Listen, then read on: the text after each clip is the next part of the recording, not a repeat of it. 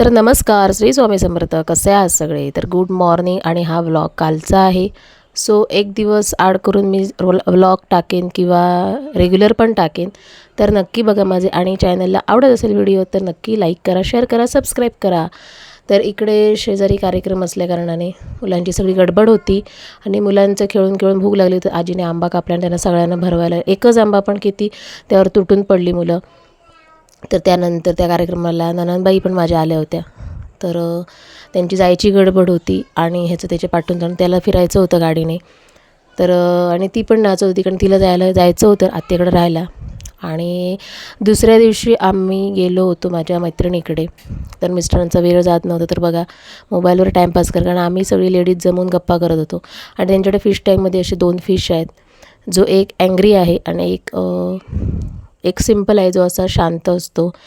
आणि त्यांना तो व्हाईटवाला जो फिश आहे त्याला त्यांनी वेगळंच पार्टिशन करून ठेवलं आहे. तर ह्याला दिलं होतं त्यांनी खाऊ.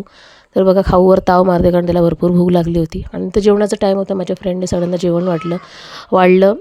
आणि त्या दिवशी काल सोमवार असल्यामुळे व्हेज होतं. तर मस्तपैकी चवळीची आमटी, बटाट्याची भाजी आणि भात असा मेनू होता.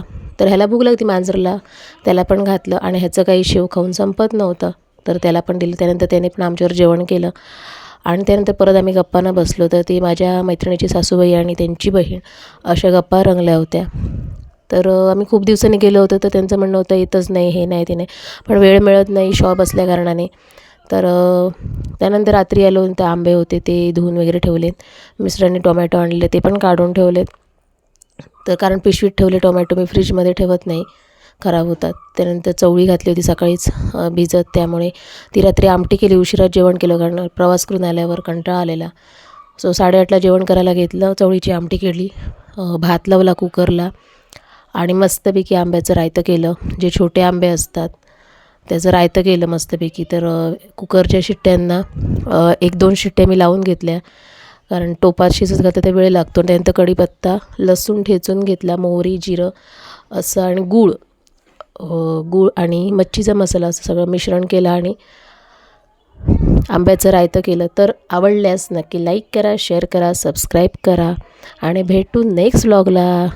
तर परत भेटण्यासाठी नक्की तुम्ही सबस्क्राईब करा म्हणजे माझे व्हिडिओ येतील. तर बाय बाय. श्री स्वामी.